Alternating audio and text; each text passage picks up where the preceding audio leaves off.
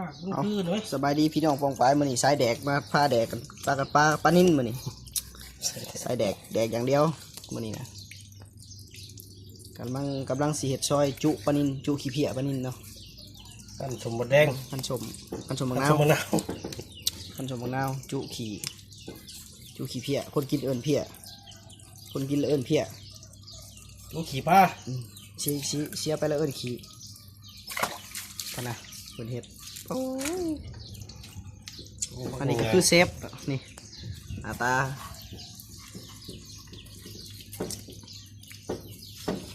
เย็บกระทะเหล็กเซฟมันยังวะเซฟเคียงแก่นมะขามเคียงแก่นมะขามนี่นะขี่ปลานิ่นพี่น้องเอ้ยอ๋อกดบอกอ๋อเห็ดเจียวเอามาดูสดๆเอาได้บ่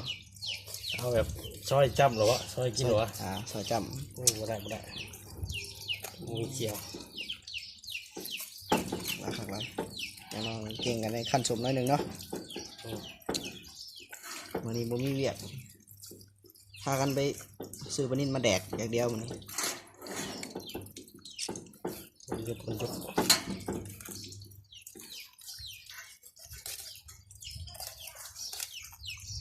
อย่าลืมกดไลค์กดแชร์ด้วยพี่น้องเด้อ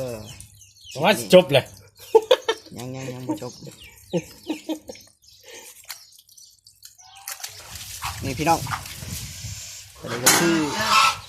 ชิ้นส่วนอันแข็งๆที่ว่าเราก้อยบ่ได้นะสิพากระต้มนี่แหละต้มสดน้ำโอ้ยก็ได้ชุดยอดสายแดกมันนี่สายแดกพากันแดกปลานิ่น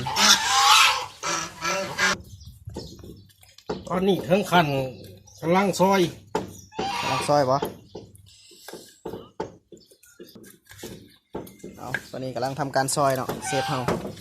เย็บกระทะเหล็กหมักได้หมักต้นไงบ่รู้ว่าได้เอาพอดีคำโอ้พอดีคำเหมือนน้อยพวกน้อยพอดีคำนี่นะจำนี่วะคนไทยคนจอยเลยโอ้พูดออกเว้นนะหมักซอยเลยนี่ฝากกดติดตามช่องเลยนะพี่น้องเด้อเบิ่งแล้วก็ได้ถ้าถือใจก็กดไลค์กดแชร์เอาขั้นตอนนี้กำลังสิทำการต้มเนาะพี่น้องเนาะโอ้ยต้มหัวปลานิ่นสิมีดิบแน่มีซุกแน่ปลาปนกันไปผู้ใดบอกกินดิบก็กินซุก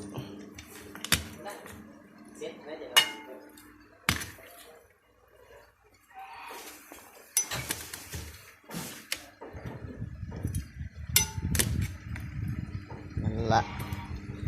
อาหารบ้านๆเฮาก้อย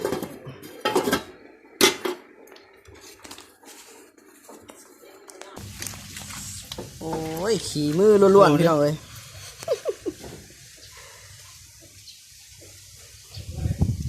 ฮะกำลังเนี่ยใส่มะนาว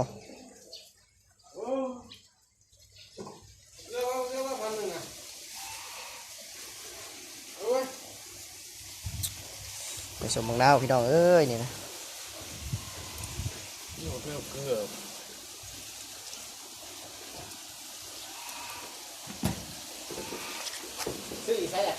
นะอยู่แถวอึดใหญ่ท่านใครธรรมดาน่ะอึดนะเกลือเสียเลยเว้ย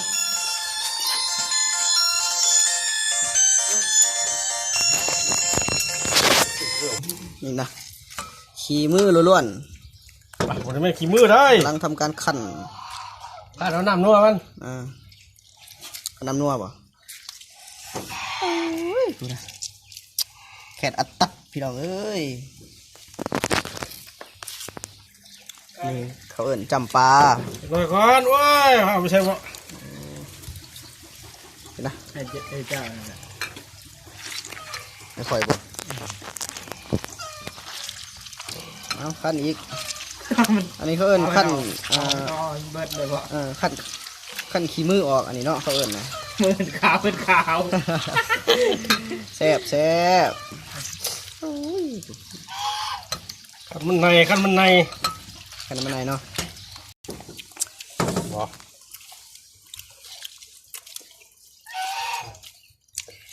เสียนอัดตัดเอาชิมมึงดูจะค จะมาขอฮอนโอ้ยยังสิ้นยังอะไรอยู่ ำพูดนะพูดนะคักคักเลยผู้ใดบอกกินดิบบ่หูดอก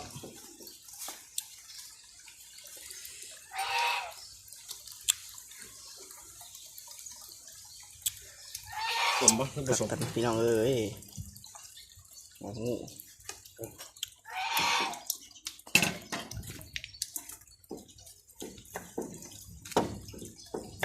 เอาอีกรอบหนึงป่ะ บ้านนั้น ฮะ บ้านนั้น ได้เลยแบบนี้นะ เลยได้หมูนาวมันเบิดละ อันนี้ขาดหมดสม ก็เลยเอามะนาวแทนคักคือกันพี่น้องคักคือกันสมคือกัน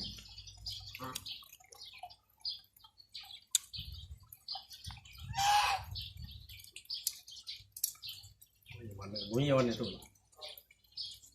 งาวะ อันนี้ขั้นตอนขวาขี โอคีป่ะเพี้ยโอ้ใส่ชิบอกขี้ ที่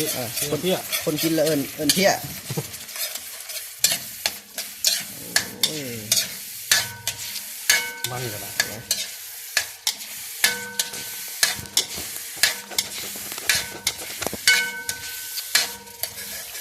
หัวเราไปเฮ็ดอะไรนี่ ต กดตำ ำเม็ดเจียว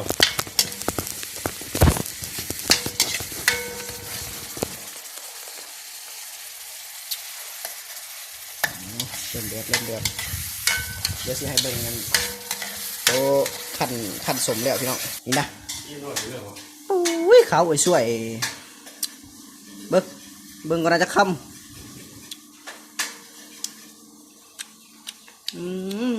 บ่สมมาได้เด้อ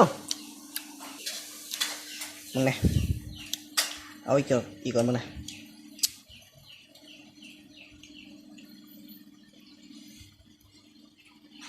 พอ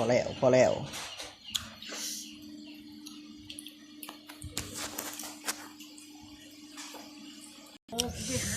สำเร็จ